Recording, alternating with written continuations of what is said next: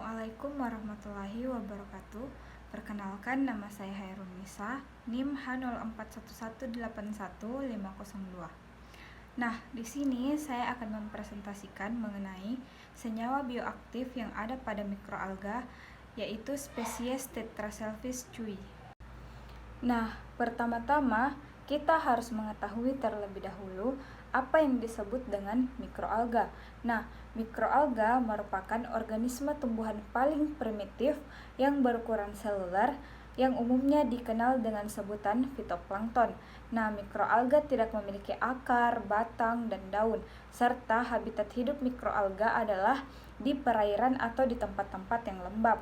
Selanjutnya, mikroorganisme ini merupakan produsen primer perairan yang mampu berfotosintesis layaknya tumbuhan tingkat tinggi lainnya. Selanjutnya yaitu mengenai kandungan bioaktif yang ada pada mikroalga Tetraselphis chui seperti senyawa kimia aktif alkaloid, flavonoid, dan glikosida flavonoid, dan steroid, ester, pitol, asam amino, dan ester. Beberapa penelitian screening fitokimia terhadap Tetraselphis chui mengatakan bahwa Tetraselphis chui mengandung metabolit ester, asam lemak, pitol, alkohol, dan flavonid. Pertumbuhan Tetraselphis chui sangat dipengaruhi oleh beragam faktor seperti perbedaan tempat tumbuh, perbedaan proses kultur, perbedaan lingkungan, kondisi saat pengujian, perbedaan proses ekstraksi dan pelarut yang digunakan. Selanjutnya yaitu mengenai aktivitas bakteri, yang dimana aktivitas antibakteri Tetraselphis chui terhadap Staphylococcus aureus.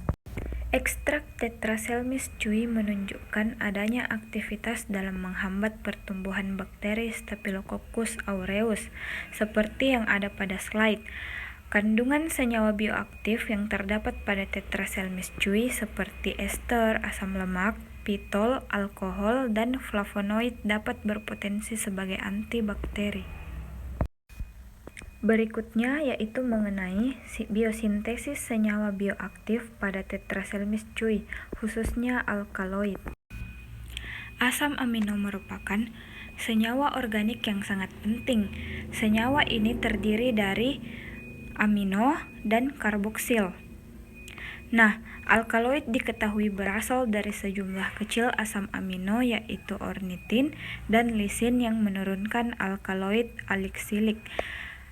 Selain itu, yang mendasari biosintesis senyawa alkaloid adalah reaksi Mannich antara suatu aldehida dan suatu amina primer dan sekunder dan suatu senyawa enol dan fenol.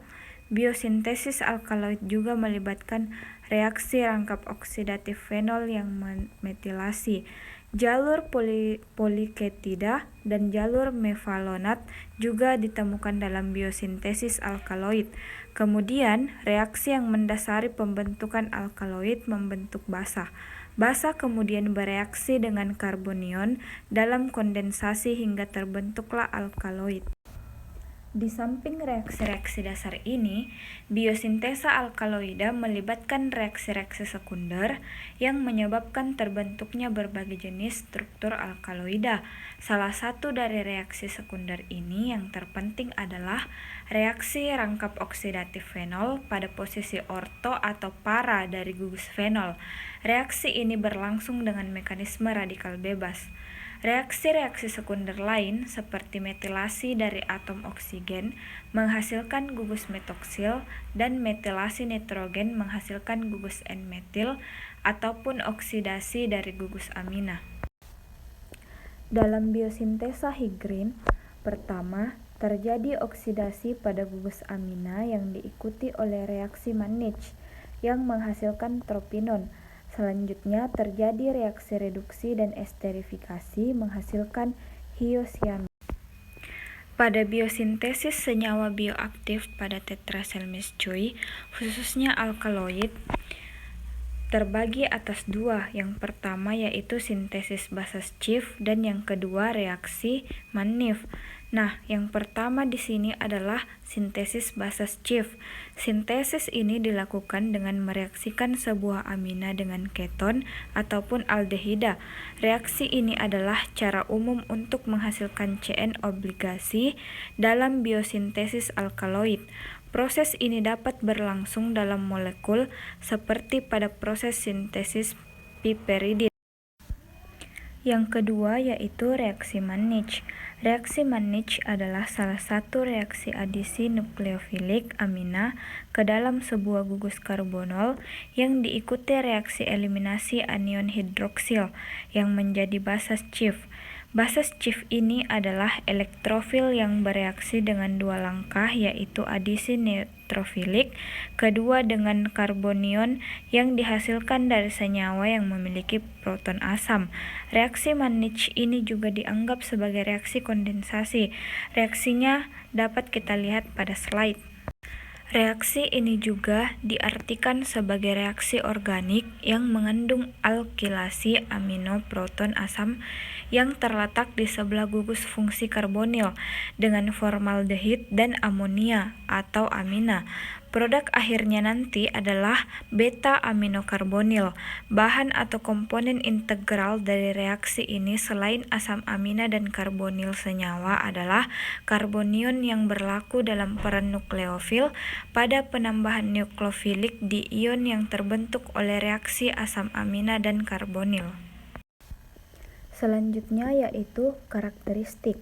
Alkaloid adalah suatu golongan senyawa organik yang terbanyak ditemukan di alam. Hampir seluruh senyawa alkaloid berasal dari tumbuh-tumbuhan dan tersebar luas dalam berbagai jenis tumbuhan. Hampir semua alkaloid yang ditemukan di alam mempunyai keaktifan biologis tertentu. Ada yang sangat beracun, tetapi ada pula yang sangat berguna dalam pengobatan. Misalnya quinin, morfin, vancomycin adalah alkaloid yang terkenal dan mempunyai efek fisiologis dan psikologis. Pada umumnya, alkaloid hanya larut dalam pelarut organik, meskipun ada beberapa yang larut dalam air. Kebebasan alkaloid menyebabkan senyawa tersebut sangat mudah mengalami dekomposisi, terutama oleh panas dan sinar dengan adanya oksigen.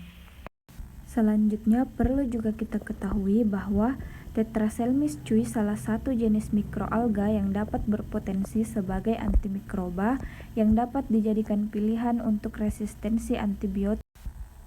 Metabolit aktif dari mikroalga yang dapat digunakan di industri farmasi, makanan, pangan, dan kosmetik, yaitu protein, enzim, pigmen, dan asam lemak tak jenuh ganda. Yang terakhir yaitu mengenai manfaat senyawa bioaktif alkaloid. Nah, yang pertama yaitu alkaloid berfungsi sebagai hasil buangan nitrogen seperti urea dan asam urat dalam hewan. Salah satu pendapat yang dikemukakan pertama kali, sekarang tidak dianut lagi.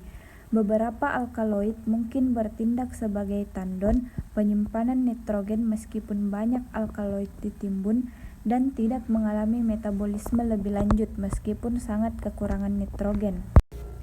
Pada beberapa kasus, alkaloid dapat melindungi tumbuhan dari serangan parasit atau pemangsa tumbuhan. Meskipun dalam beberapa peristiwa, bukti yang mendukung fungsi ini tidak dikemukakan, mungkin merupakan konsep yang direka-reka dan bersifat manusia sentris. Yang ketiga yaitu alkaloid dapat berlaku sebagai pengatur tumbuh. Karena dari segi struktur, beberapa alkaloid menyerupai pengatur tumbuh. Beberapa alkaloid merangsang perkecambahan, yang lainnya menghambat.